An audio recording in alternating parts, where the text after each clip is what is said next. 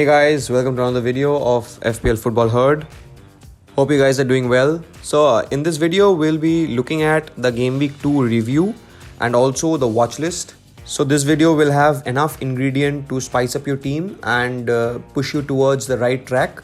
Because if we are off track early, then it's very difficult for us to catch up in our mini leagues and get a good score and a good rank. So let's get started. So first up, we had the Villa-Everton game, which was Steven Gerrard versus Frank Lampard, and Villa were able to clinch a victory with a 2-1 scoreline. And what an amazing display by Villa again. They had back-to-back wins, and the likes of Ings and Buendia scored, and Watkins with a brace of an assist. And we also got to learn that he'll be a starter instead of Bailly, so the Bailly owners should take note here and should not opt for him. The second game was Arsenal against Leicester. Arsenal are again in a fine run of form and they scored 4 goals, where we saw the likes of Gabriel Jesus get a couple of goals and a couple of assists, and also Xhaka and Martinelli chipped in with another goal. And for Leicester, it was James Maddison who scored, and Iheanacho and Justin with a couple of assists. So this game clearly outlined the necessity of having Gabriel Jesus in our team, because we saw him score 19 points, and in his price point he's a must-have, and given his percentage of ownership, if we are not having him, then we'll be far off from our opponents. Brighton and Newcastle had a 0-0 draw in a very tight fixture, and both teams played really well. The likes of Trossard, Solly March impressed from the Brighton side, and also from the Newcastle side we had the likes of Trippier and Nick Pope making 5 saves, and which fetched him 3 bonus points. Next we come to the defending champions who were up against Bournemouth, and they had another thumping victory over Bournemouth with a 4-0 scoreline. The likes of Phil Foden and De Bruyne chipped in with a goal and an assist, and we also saw Cancelo with an assist. The shocking takeaway from this match was Erling Haaland only had a couple of touches. One was for an assist and the other was the time when they kicked off. So this match was probably an eye-opener for a lot of people who had Haaland in their team. And going forward, in my opinion, we should stick to the likes of Harry Kane or Kevin De Bruyne instead of Haaland when they have a fixture like Bournemouth, who play a low block and do not give the opposition a lot of space. Next we come to the match between Southampton and Leeds, which also ended up in a draw with a 2-2 scoreline. Again, the standout player for Leeds was Rodrigo, who scored a couple of goals and is now the highest goal scoring midfielder in FPL this season. Next we come to the Wolves and Fulham fixture, in which it was a goalless draw, where both the teams failed to impress. The only talking point was the penalty save from Jose Sa off Mitrovic. Other than that, it was a very tightly contested fixture. Next up, we have the Brentford United fixture, in which Brentford scored 4 goals and had a thumping victory over Manchester United, and their miserable run continues. The likes of Ivan Toney had a couple of assists, and goals were scored by Da Silva, Jensen, Mbeumo and Ben Mee. This could prove to be a very pivotal fixture in order to make us understand that we have to abstain from selecting any United assets as of now. That concludes all the fixtures of Saturday. Forest and West Ham kicked off the Super Sunday, in which we saw Nottingham Forest win by the solitary goal of Ione with a Lingard assist, and the likes of Dean Henderson impressed a lot, which fetches him a spot in my watch list for Game Week 3. Next we come to the blockbuster game of this game week, that is Chelsea against Spurs at Stamford Bridge. It was a very controversial 2-2 draw, in which we saw the likes of Reece James and Koulibaly score for Chelsea, and Kane and Højbjerg from Spurs. A couple of talking points from this fixture. Number 1 was that Cucurella started instead of Ben Chilwell, and the likes of Ivan Perisic came on for a short cameo and impressed a lot. The last match of this game week was between Liverpool and Crystal Palace, which ended up in a 1-1 draw, in which Luis Diaz scored for Liverpool and Wilfred Zaha for Crystal Palace. In my opinion, this was a huge setback for Liverpool to drop 2 points, Not only that, but also the likes of Darwin Núñez got a red card and a 3-match ban. So that concludes all the fixtures from Game Week 2. So in this section, we'll be talking about the key takeaways from this game week, and we have noticeably 9 points to run you through, which will help you make the transfer decisions for the upcoming game weeks.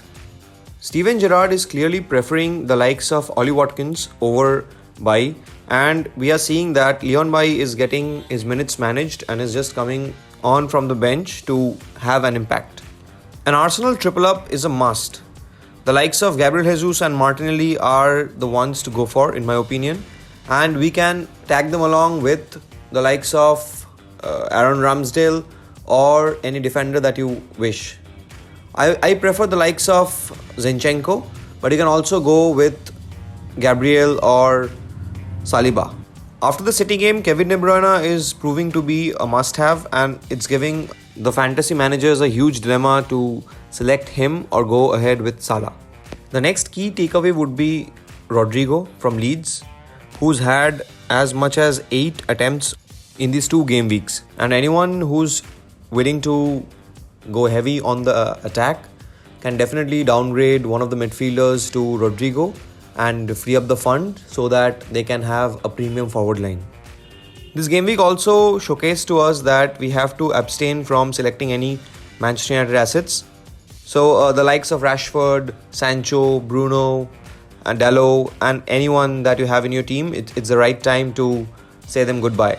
Next up, we have a couple of budget goalkeeper options in the name of Dean Henderson and Raya. As I have mentioned in my first video of budget FPL assets, Dean Henderson and Raya are very promising shouts for this game week. We also saw Cucurella starting in place of Chilwell, so again it's Cucurella greater than Chilwell right now. And last but not the least, I think we should avoid tripling up on Liverpool assets. The likes of Salah and Tah is fine, but apart from them, I do not think we should go ahead with the likes of Diaz or Robertson. I know Diaz got an attacking return this time round, but if we are opting for Diaz, then we have the option of going to Kevin De Bruyne. But if you are having Mohamed Salah, then I do not think you should own any other midfielders from them. Now it's time for the most awaited segment of the video, that is the watch list. This time round I have selected namely 5 players whom I'll be keeping close tabs on and trying to bring them in this game week or the coming game weeks. To start with, the first player is Ivan Perisic. I had Perisic in my initial drafts, but going after Conte's comments, I did not include him in my team, and rightly so, because he was not nailed on. But we did see him feature in the last fag end of the tie against Chelsea, and oh boy, what a wonderful performance he had put in. So in that short stint, he has amassed an XGI of 0.27, which is huge, and also gave the assist to Harry Kane, which was the equalizer. So in my opinion, you can keep close tabs on Perisic as of now, and probably the game week that you see that he's starting, then is the right time to bring him in. Next, we come to Leandro Trossard from Brighton. The Belgian international though failed to register any attacking returns in the couple of game weeks that he has had, but he looked very promising to the eye.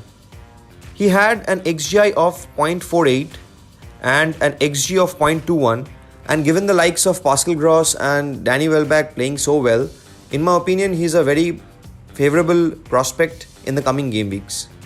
Next up, we have Dean Henderson from Nottingham Forest, the 4.5 million goalkeeper who impressed with a penalty save and has the highest XG prevented of 1.1 with a 5.5 saves per 90.